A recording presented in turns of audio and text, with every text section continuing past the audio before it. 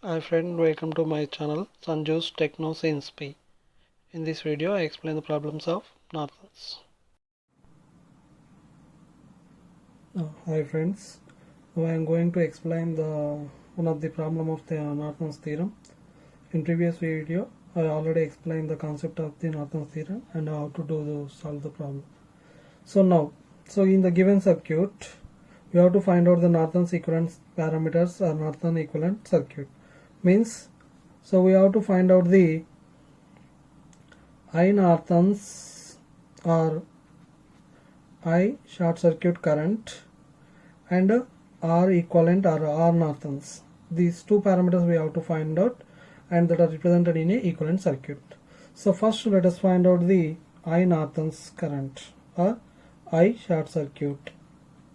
For that, so the procedure is to short circuit the terminals A and B in first step to find out the I Nortons. Remaining circuit as easily drawn. So 4 volts voltage is as easily drawn and the resistances are also as easily represented. There will be no change.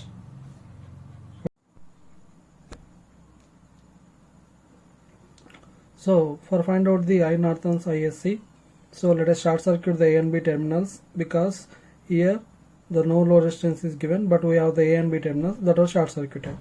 Then we have to find out the I Nortons. For find out the I Nortons, first we have to know the total current I, because this is the current which will be flowing through the circuit because of this 4 volts voltage source. So I is equals to V by the equivalent resistance of the given circuit. The equivalent resistance of the given circuit is given here. The current is flowing from here from the V voltage source. So current is divided among 2 and 4 ohms resistors, so that these two become under parallel connection, 2 parallel to 4. After minimizing the resistances, that resistance, single resistance, that is again series with the 6 ohms. That's why 6 plus 2 parallel to 4, 6 plus 2 into 4 by 2 plus 4, R equivalent is equals to 6 plus 8 by 6, 4 by 3, that equals to 22 by 3 ohms. This is the R equivalent resistance for given network. Then I is equals to V by R equivalent na 4 by 22 by 3, that becomes 4 into 3 by 22, that is 6 by 11 amperes. This is the total current. So we have the formula. So I Nortons is equals to I into 4 by 2 plus 4. That's why IN is equals to total current 6 by 11 amperes into 4 by 2 plus 4, that is equals to 6 by 11 into 4 by 6, 6 get cancelled, 4 by 11 amperes.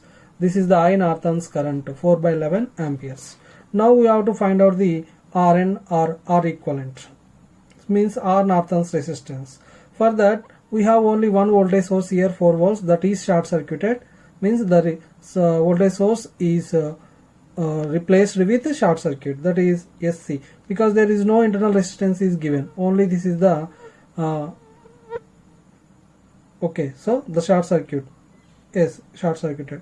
Again all the resistors are arranged as easily, 6 ohms, 4 ohms, 2 ohms. So we see the resistance from the A and B terminals Rn. So 2 current will be flowing from this point of view, then these two becomes parallel because the current is divided among this 6 and 4, right? So that 6 is parallel to 4 plus 2. This is coming under series after minimization of the two resistances. That becomes Rn. Rn is equals to 6 into 4 by 6 plus 4 plus 2, that is 24 by 10 plus 2, that is equals to Rn, that is 4.4 ohms. Now we draw the R equivalent circuit, the Norton's equivalent circuit. Norton's